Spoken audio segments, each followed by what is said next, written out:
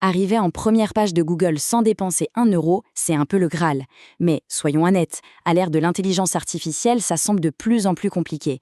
Pourtant, c'est encore possible. On va voir ensemble 9 techniques très concrètes, inspirées des meilleurs experts pour y arriver en 2026. La question paraît simple, mais la réponse, elle, est devenue bien plus complexe. Avec l'IA qui débarque partout, la compétition pour attirer l'attention est juste féroce. La vraie question aujourd'hui, c'est comment on fait pour ne pas devenir complètement invisible? Ok, attention. Retenez bien ce chiffre, 75%. Ça a l'air de rien comme ça, mais il est en train de redéfinir toutes les règles du jeu pour quiconque dépend du trafic de recherche. Mais alors, que représente-t-il exactement?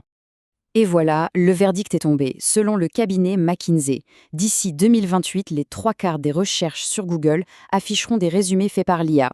Et là, attention, le point crucial, c'est que si un site n'est pas cité dans ce fameux résumé, son trafic risque de s'effondrer. Il faut donc adapter sa stratégie et il faut le faire maintenant. Alors commençons par la base, le fondement de tout bon référencement aujourd'hui, le contenu. Ce n'est plus seulement une histoire de mots-clés, non. C'est une question de valeur humaine, d'expertise.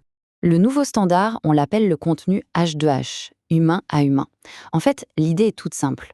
On se sert de l'IA comme d'un super assistant pour nous aider sur la structure, la recherche, mais le cœur du contenu, lui, doit venir d'une expertise réelle, d'une expérience de terrain. Google est clair là-dessus, il favorise l'humain assisté par l'IA, et pas l'inverse. La différence, elle est énorme. D'un côté, on a le contenu 100% IA, souvent générique, un peu fade, qui répète ce qu'on trouve partout, et de l'autre, le H2H qui apporte ce que la source appelle un supplément d'âme.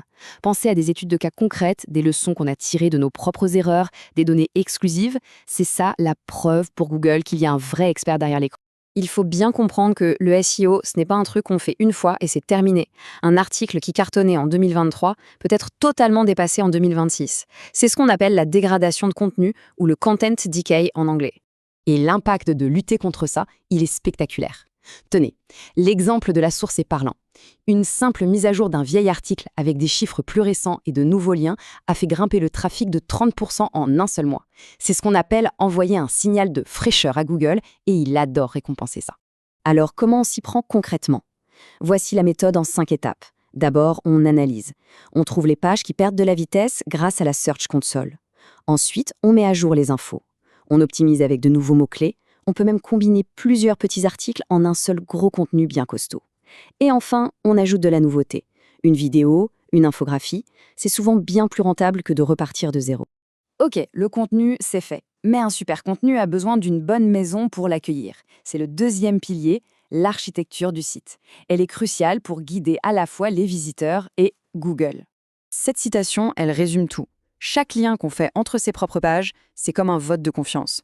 Le but, c'est de distribuer l'autorité, ce que les experts appellent le jus SEO, depuis les pages les plus fortes, comme la page d'accueil, vers les pages vraiment stratégiques qu'on veut faire monter.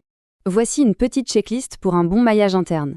Premièrement, on identifie ces pages clés les plus importantes. Deuxièmement, on ajoute des liens vers elles depuis d'autres contenus qui parlent de sujets proches. Troisièmement, on utilise des textes de liens clairs, du genre « Notre guide du référencement » au lieu d'un vague « Cliquez ici ». L'objectif, c'est que la navigation soit si fluide que n'importe qui trouve ce qu'il cherche super facilement.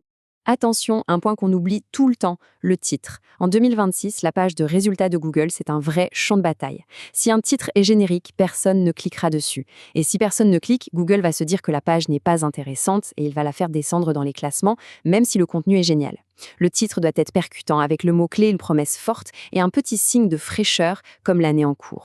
On passe au troisième et dernier pilier, et c'est sans doute le plus important de tous, l'autorité et la confiance.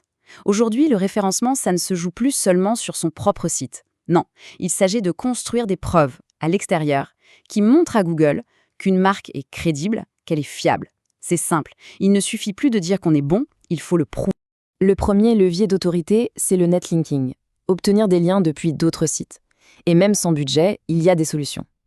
Les annuaires spécialisés, par exemple, pour ancrer son expertise, les forums, comme Reddit, où une réponse vraiment utile peut tout à fait contenir un lien, ou encore le contact direct avec des blogueurs de son secteur.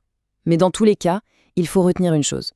Un seul bon lien de qualité vaut bien mieux que 100 liens médiocres. Pour le référencement local, il y a un roi, et c'est le profil d'entreprise Google.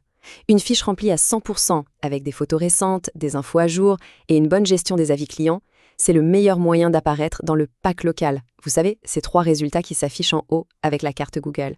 Google aime les marques fortes. Être actif et reconnu sur LinkedIn, sur Instagram ou même via une newsletter, ça envoie des signaux très positifs. Quand les gens commencent à chercher directement le nom de la marque dans Google, c'est ce qu'on appelle une branded search. Et ça, c'est un indicateur de confiance surpuissant qui donne un coup de boost à tout le référencement.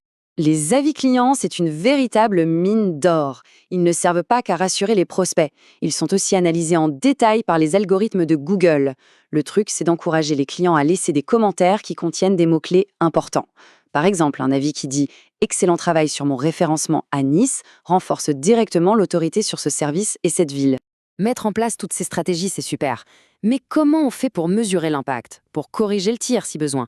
Eh bien pour ça, il existe un copilote gratuit, indispensable et offert directement par Google. Il s'agit bien sûr de la Google Search Console. C'est vraiment l'outil gratuit numéro 1, indispensable. Il permet de voir exactement comment Google perçoit un site, de trouver des pépites, des opportunités de mots-clés cachés et de corriger les erreurs techniques avant qu'elles ne fassent des dégâts. C'est une mine d'or d'informations stratégiques. Après tout ça, la grande question se pose. Avec cette montée en puissance des IA, est-ce que le jeu du référencement gratuit est tout simplement terminé? Est-ce que c'est la fin de la partie? La réponse, selon les experts, est non. Au contraire, l'IA fait évoluer le jeu. Le SEO traditionnel devient ce qu'on appelle maintenant le GEO pour Generative Engine Optimization ou optimisation pour les moteurs génératifs. Le défi est différent, c'est sûr, mais l'opportunité est toujours là. Et voilà la pensée finale qui change toute la perspective. Le but, ce n'est plus simplement d'être classé numéro 1. Non, le but, c'est de devenir la source de confiance que l'IA va citer dans ses résumés. Et pour y arriver, il n'y a qu'une seule obsession à avoir, l'autorité thématique.